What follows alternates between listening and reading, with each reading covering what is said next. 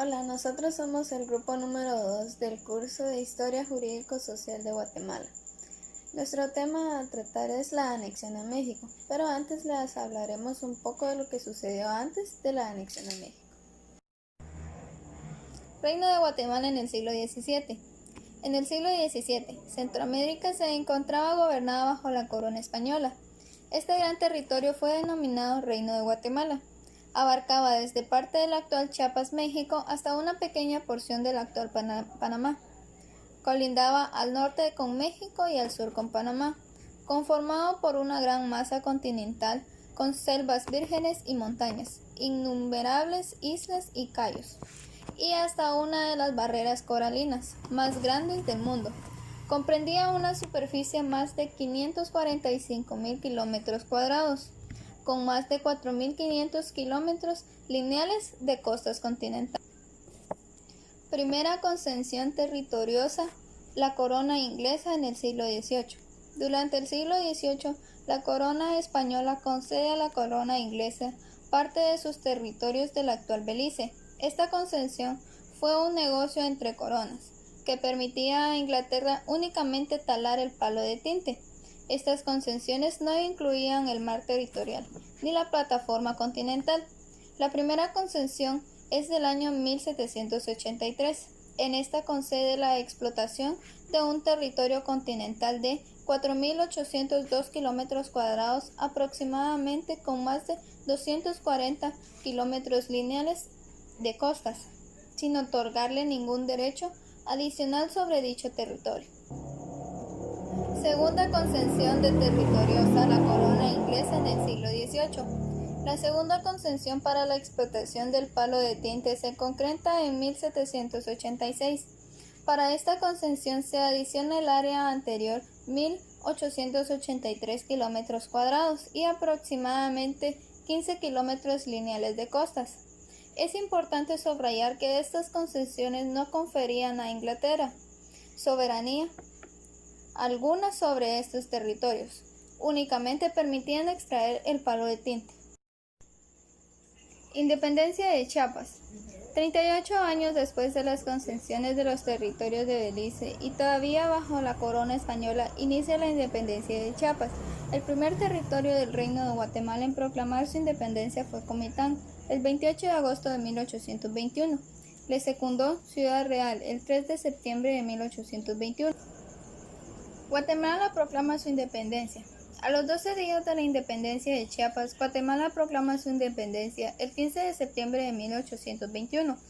Con esta independencia, Guatemala se desliza del dominio español y hereda las concesiones otorgadas a Inglaterra para la explotación del palo de tinte en los territorios de Belice. Inicialmente la Capitanía General de Guatemala, asignada al Virreinato de la Nueva España, abarcó lo que hoy es Chiapas, Soconusco en México, Guatemala, El Salvador, Honduras, Nicaragua y Costa Rica. En el siglo XVIII ocurrió una serie de cambios administrativos en las colonias, con el objetivo de devolver a España antiguos privilegios económicos. Estas se llamaron reformas borbónicas y terminaron brindando beneficios económicos a grupos dominantes en América Española. Con las ideas de la Ilustración, los españoles americanos vieron posibilidades en el territorio americano. La educación era un arma para combatir la pobreza y la reorganización del Estado, una oportunidad para participar en el comercio exterior. La independencia de Estados Unidos y la Revolución Francesa incentivaron también el deseo de independizarse en el territorio centroamericano. Guatemala, el 15 de septiembre de 1821. Al independizarse Guatemala, su territorio quedó conformado por más de 494.000 kilómetros cuadrados y más de 4.500 kilómetros de costas, con la forma mostrada en la Ilustración. Este territorio era aproximadamente 59.000 kilómetros cuadrados, más pequeño que lo que había sido el Reino de Guatemala durante dominio español. El 15 de septiembre de 1821, los próceres de la independencia lograron que se firmara el Acta de Soberanía. El 15 de septiembre de cada año se conmemora en Guatemala el Día de la Independencia, como parte del bloque de provincias centroamericanas que alcanzaron la independencia frente a España en 1821. El 15 de septiembre de 1821 se llevó a cabo la firma del Acta de la Independencia de Guatemala. A principios del año de 1821 llegó a Guatemala Gabino Gainza, quien en una vez asumió temporalmente el mando del país. Ese mismo año, el país mexicano se proclamó imperio independiente, al mando del general Agustín de Iturbide, quien llegó a realizar el Plan de Iguala, de independencia septentrional, por lo que muchos temían una guerra civil. Por su parte, el país guatemalteco había logrado la independencia del yugo español sin mayores problemas, mas sin embargo fue el 14 de septiembre de 1821 cuando el gobierno de Gainza para finiquitar la independencia de Guatemala.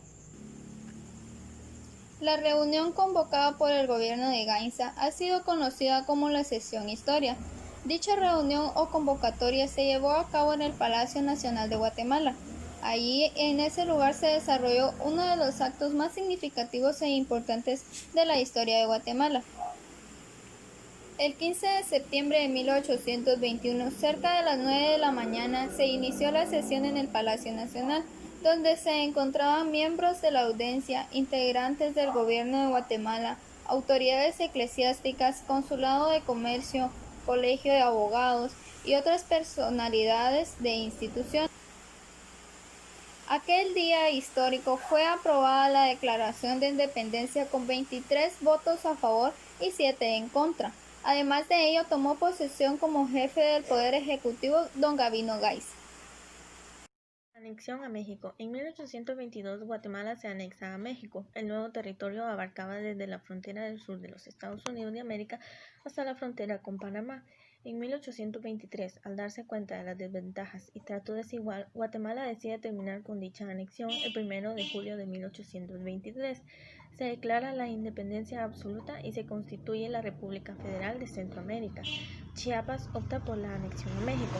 Sonojusco, con una superficie de más de 11.000 kilómetros cuadrados, decide permanecer unido a la República Federal de Centroamérica.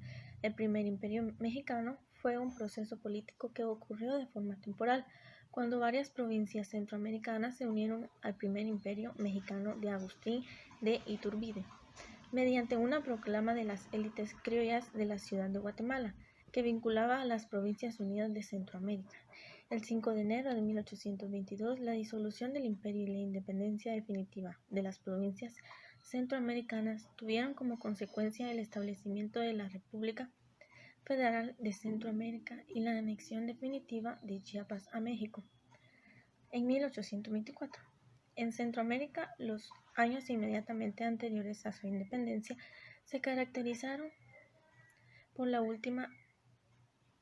último evento, declaración de independencia de las provincias imperiales de México, reingreso de las provincias de Chiapas a México. Centroamérica, los años anteriormente a su independencia se caracterizaron por el último evento, la declaración de independencia de las provincias imperiales de México, reingreso de las provincias de Chiapas a México, participantes, Imperio Mexicano, Capitanía General de Guatemala, historia, debilidad gubernamental y las disensiones internas. El 3 de septiembre de 1821, el Ayuntamiento de Ciudad Real, en Chiapas, declaró su independencia, y 2 días más tarde lo mismo sucedió en Tuxtla. Pero las declaraciones no iban dirigidas únicamente a España, sino también a Guatemala, ya que los cabildos, el Acta de Independencia de América Central, significaron la total emancipación de la Capitanía General de Guatemala hacia la corona española. Aunque al principio se ofreció resistencia, la presión ejercida por México, la rebelión de los ayuntamientos locales, el poder de los criollos guatemaltecos y la falta de una fuerza militar adecuada orillaron a la capitanía a aceptar la declaración de independencia en Guatemala el 15 de septiembre de 1821. El acta.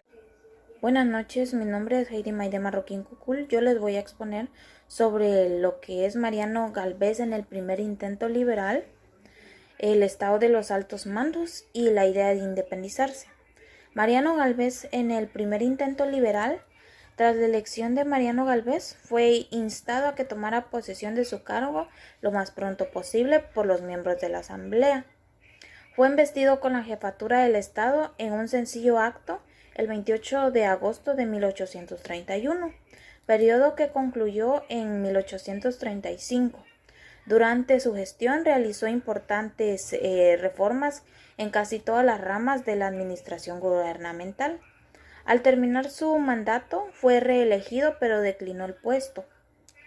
Pero cuando se hicieron unas terceras elecciones en las que volvió a resultar electo, Gálvez al fin tomó el poder, pero no concluyó este segundo periodo debido a una revolución conservadora en su contra. Durante el gobierno de Mariano Gálvez se practicó ampliamente lo que es el liberalismo político y por primera vez se practicó lo que fue la separación de la Iglesia y el Estado.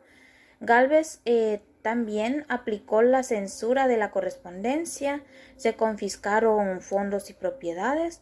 Por ser antagonista de los privilegios del Partido Conservador, Gálvez expuso al arzobispo Ramón Casaus y Torres y pues lo expulsaron de aquí mismo, ¿verdad? Entonces en 1832 se ordenó también lo que es la suspensión de tributos a la Iglesia, eliminó la mayoría de asuetos religiosos, autorizó el matrimonio civil y legalizó el divorcio. En esta parte de la historia de Gálvez y tras la idea de lo que era el liberalismo, hay dos curiosidades respecto a él. La primera se refiere al enclaustramiento de los religiosos. Una de sus hijas fue sometida a este proceso sin que se presidiere exceptuarse. Y en el segundo tiene que ver con los registros de los diezmos a la Iglesia, ya que se sabe que Mariano Gálvez fue un fiel diezmador y dejó de serlo cuando llegó a tomar la presidencia. Es importante aclarar que Gálvez despojó de privilegios a la Iglesia, más que todo a la católica, ¿va? No por cuestiones religiosas, sino por razones puramente económicas. Entre ellas lo que es,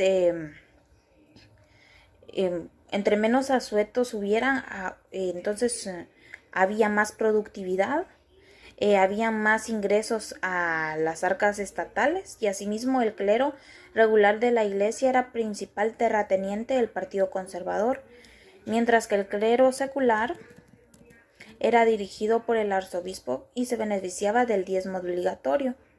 La eliminación de sus privilegios significaba la suspensión de poder. Lo que es ahora el estado de los altos mandos, el estado de los altos se conformaba por departamentos, ¿va? Por 4 departamentos, los cuales eran Totonicapán, Suchitepeque, Sololá y Chiapas. Dichos territorios se convirtieron en departamentos diversos ahorita en la actualidad, que están conformados hoy en día por lo que son Quiché, San Marcos, Huehuetenango, Sololá, Retauleu, Suchitepeques, que está en Guatemala, y Chiapas, que está en México. Ahora la idea de independizarse surgió a pesar de la separación de lo que era el Estado, que se dio hasta 1838 y la idea surgiera en 1821. Las razones por las cuales los altos deseaban ser un Estado independiente son varias. Para iniciar, existía un gran abandono y falta de atención en esta región por parte de la capital. Los estados de los altos no recibían suficiente inversión ni negociaban con España, Inglaterra, Estados Unidos o demás países con los que sí los hacía Guatemala, entonces, y el resto de los países de la República de Centroamérica. También existía gran número de habitantes en el territorio que para poder optar a la independencia de los altos, así como a gran cantidad de los criollos españoles nacidos en América que liberaban económicamente la región y tenían tendencias liberales. Buenas tardes, licenciada. Buenas tardes, compañeros. Mi nombre es María Belén Cruz Picón y tengo a bien exponer para ustedes el tema de Quetzaltenango, un estado independiente. Por todo lo anterior y teniendo un levantamiento indígena, el 2 de febrero de 1838, los criollos en Quetzaltenango levantaron un acta en la cual se declaraban como un estado independiente. nombrando un gobierno temporal y por lo tanto desconociendo al Estado de Guatemala y sus autoridades como sus gobernantes. A pesar de no reconocer al Estado de Guatemala como su gobernante, sí reconocían al gobierno federal de la República de Centroamérica como gobernantes, de tal suerte, el 5 de junio de 1838, el Congreso Federal emite un decreto reconociendo a los Altos como el sexto estado de la República de Centroamérica. Habiéndose establecido el estado de los Altos, se constituye su primera capital en Totonicapán, aunque posteriormente se mudaría a Quetzaltenango y se nombra como primer presidente de la Asamblea Constituyente al licenciado Miguel Larrainaga. La idea de independizarse, a pesar que la separación de dicho estado se dio hasta 1838. La idea de independizarse surge desde 1821. Las razones por las cuales los Altos deseaban ser un estado independiente son varias. Para iniciar, existía un gran abandono y falta de atención a esta región por parte de la capital. Los estados de los Altos no recibían suficiente inversión ni negociaban con España, Inglaterra, Estados Unidos y demás países, con los que sí lo hacían Guatemala y el resto de países de la República de Centroamérica. También existía gran número de habitantes en el territorio para poder optar a la independencia de los Altos, así como una gran cantidad de criollos españoles, nacidos en América, que lideraban económicamente la región y que tenían tendencias liberales, y el tema de 90% se opusieron. Los indígenas, quienes formaban el 90% de la población del estado de los Altos, se opusieron a dicha independencia. El motivo principal de la oposición indígena se fundamentaba en el hecho que los gobernantes del sexto estado optarían por reformar agrarias que los perjudicarían. El descontento indígena continuó cuando el gobierno de los Altos les exigió el pago de tributos y dos pueblos específicamente se opusieron. El primero, Santa Catarina, Ixtahuacán, ubicado en Sololá, y San Sebastián, ubicado en Retauleu. Y como tercer tema, Santa Catarina. Santa Catarina se opuso de una manera tan radical que terminó con el terrible fallecimiento de su alcalde. El gobierno del sexto estado, enviara un grupo militar de 100 personas a recobrar la paz y cobrarle a Santa Catarina el monto que adeudaban al llegar al pueblo. La expedición militar, los indígenas solicitaron hablar con el encargado de la expedición, el general Felipe García, para negociar la reforma de pago.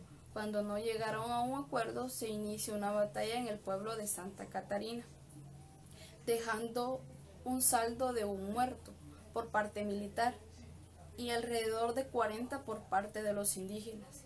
Finalmente, el día 3 de octubre de la expedición militar, gana la última batalla y cobra lo adeudado por Santa Catarina. Luego de dicha batalla, los indígenas se dirigen a la ciudad de Guatemala con la intención de solicitar la ayuda del general Rafael Carrera. Incorporado a esto, existía el rumor en Guatemala que el militar Agustín Guzmán estaba preparando una fuerza armada para invadir la capital. Estos fueron mis temas a exponer. Gracias por su atención.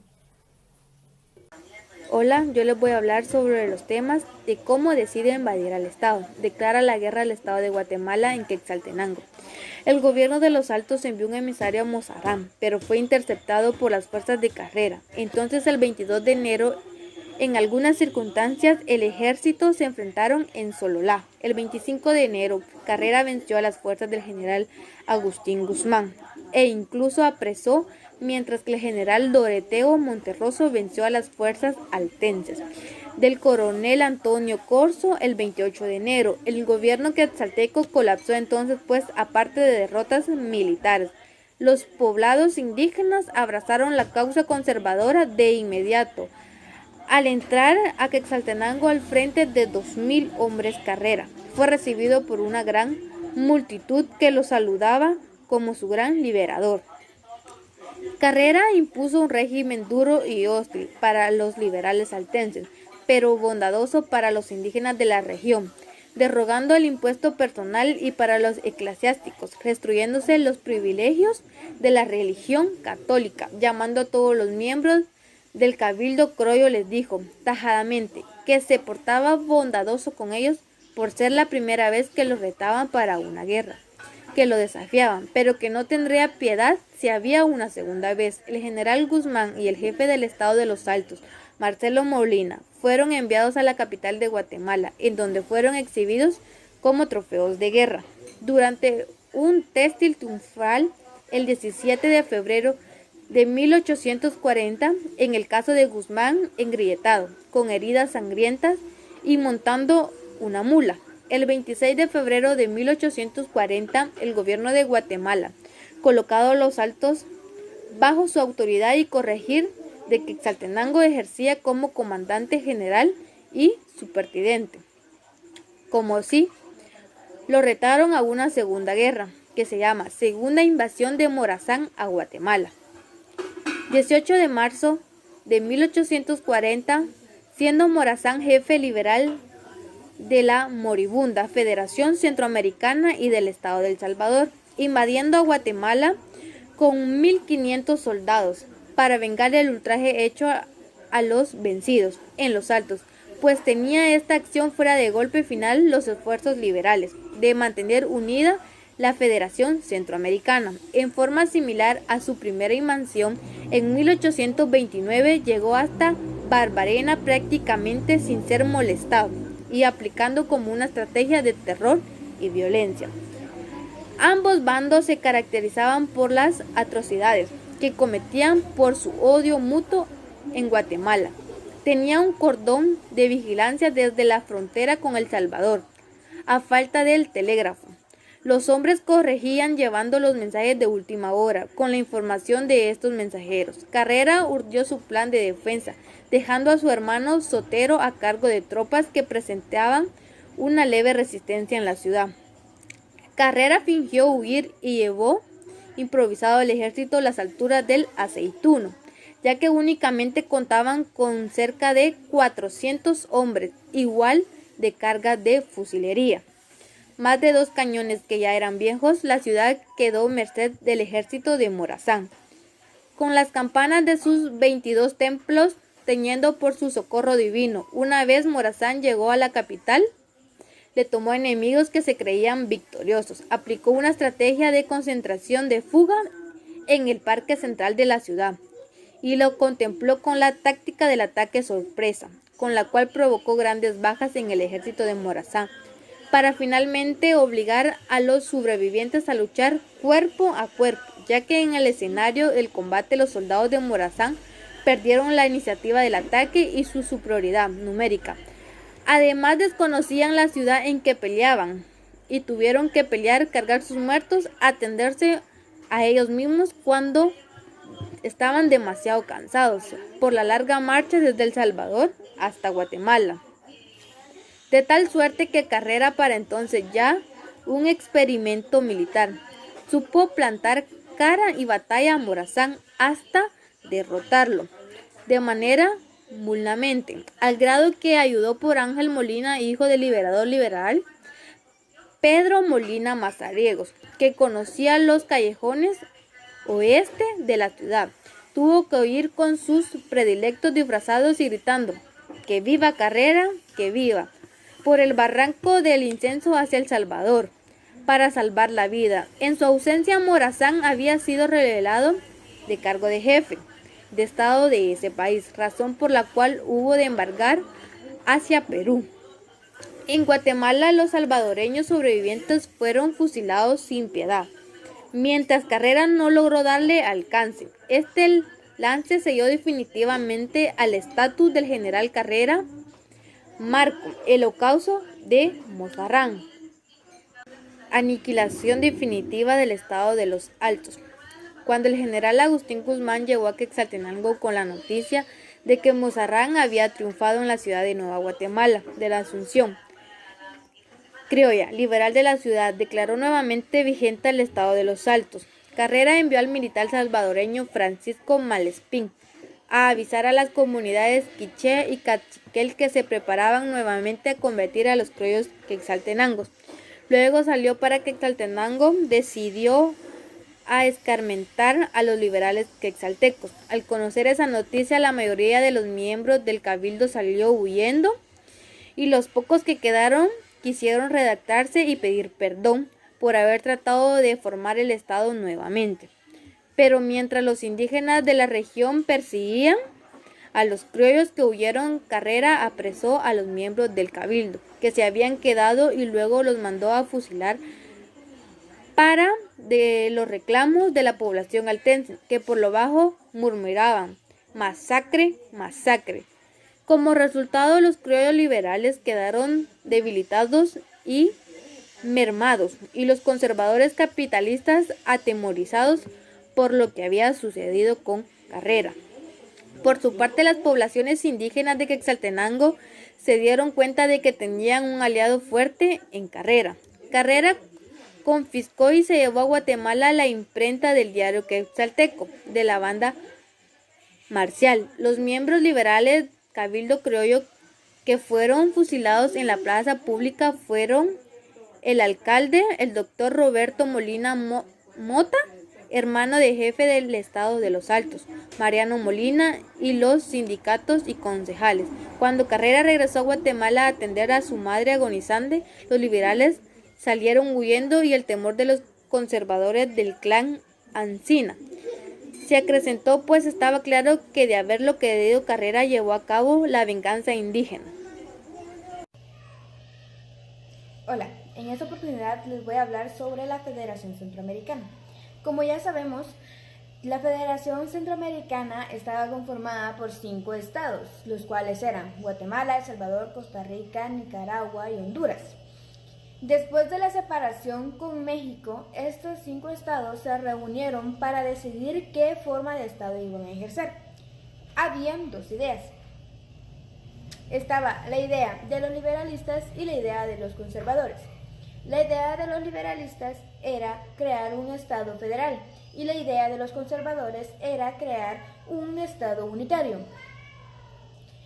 Luego de 17 meses de deliberación, se proclamó Provincias Unidas de Centroamérica. Luego fue electo como presidente Manuel José de Arce. Fue el primer presidente de la provincia, el cual prometía poder ayudar a la provincia a avanzar tanto social como económicamente. Con lo que él no contaba era con todos los contratiempos que iba a tener o con todas las cosas que iban a ir en contra de su favor, que eran los conservadores, que le ponían trabas tanto socialmente como religiosa y económicamente. En 1826, José de Arce se cansó de luchar contra los conservadores y decidió unírselas para poder así darle fin a la federación. Y un paso que dio fue el invadir El Salvador y Honduras, creando así una guerra, la cual fue la Guerra Civil. Tras esto salió a la luz Francisco Morazán, quien luchaba por la educación universal, la libertad de religión, la separación de la religión y del Estado, el matrimonio civil, la libre expresión de prensa y la igualdad para todos. También intentaba crear un sistema judicial imparcial donde se incluyeran a todas las etnias de la federación, creando así una federación demócrata y progresista. Francisco Morazán se enfrentó contra Manuel José de Arce, quedando así ganador y creando una federación grande y poderosa. También tenía muchos enemigos, que eran los conservadores de la clase adinerada, que conjunto con la iglesia estaban firmes en su idea de un estado conservador. Entonces convencieron al pueblo a base de sobornos y engaños de que las personas aliadas a Francisco Morazán, que seguían sus ideales, eran personas sin principios y en contra de la iglesia y eran enemigos del pueblo. Eso llevó a Guatemala a una revolución indígena, quedando así derrocado Francisco Morazán. quedando así los estados libres y ellos establecieron sus propias formas de gobierno. El 13 de julio de 1839, luego de que Morazán quedara sin poder político, El Salvador le dio acogida nombrándolo así jefe de Estado. Los conservadores de Guatemala, Honduras y Nicaragua, al enterarse de esto, juntó un ejército de más de 2,000 hombres para enfrentarse contra Francisco Morazán, quien él solo en ese entonces contaba con 600 hombres, y aún así pudo hacer que las tropas de Guatemala, Honduras y Nicaragua retrocedieran. Luego, Francisco Morazán se dirige a Guatemala con un ejército de más de 1,300 hombres salvadoreños. Lo que él no se esperaba, que en Guatemala lo estaban esperando y lo acorralaron con un ejército de más de 5,000 hombres. Francisco Morazán era la federación en vida. Él tenía la esencia de la federación y en realidad luchaba por una federación centroamericana. El 8 de abril de 1840, él se autoexilia a Perú para ya no provocarle más problemas a sus hermanos salvadoreños. En 1841, los británicos empiezan a llegar a la Mosquitia entre Honduras y Nicaragua. Francisco Morazán se da cuenta y él recibe un llamado patriótico y le da fin a su autoexilio en Perú.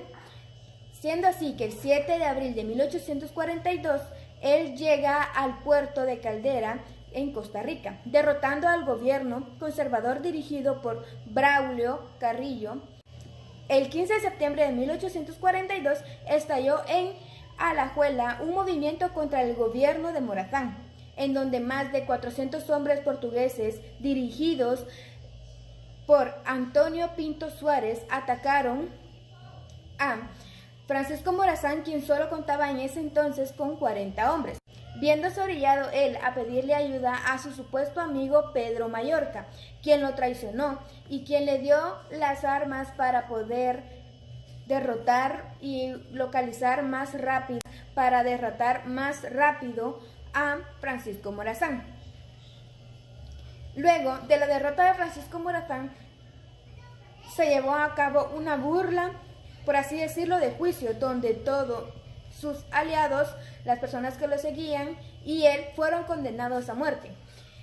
Luego, un día de 15 de septiembre de 1842, ellos iban a ser fusilados, donde Francisco Morazán pidió el mando de la escolta de fusilamiento, donde él mismo dirigió su fusilamiento.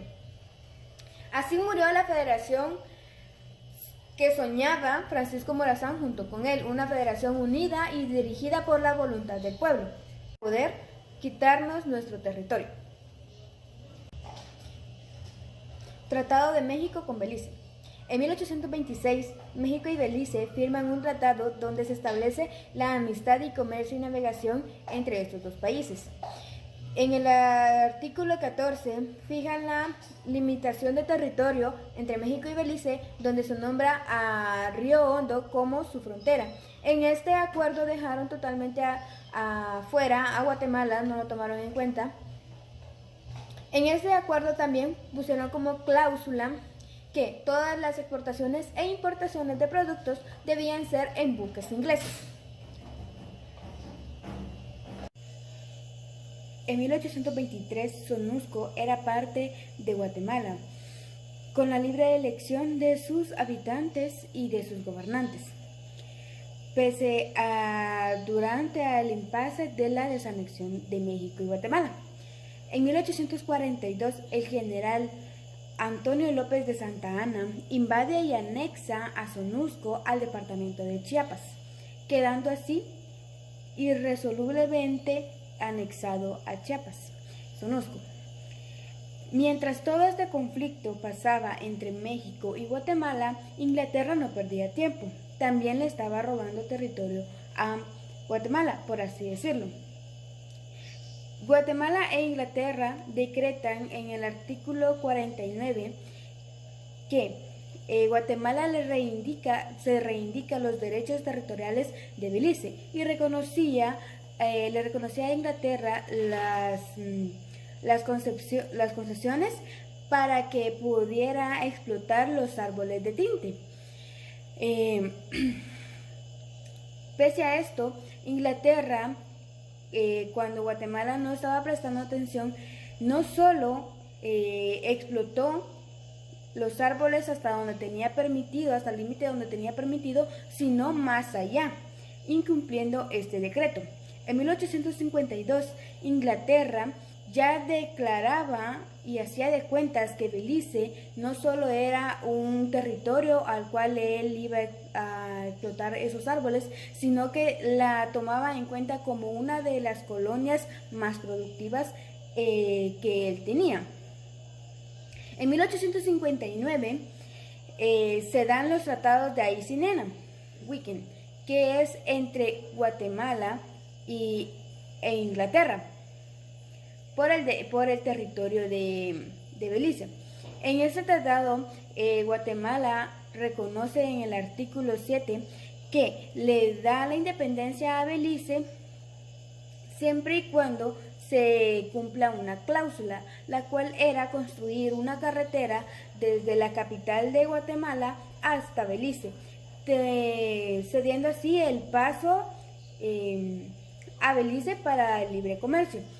Pero este tratado nunca fue cumplido, ya que no se especificaban bien las cláusulas y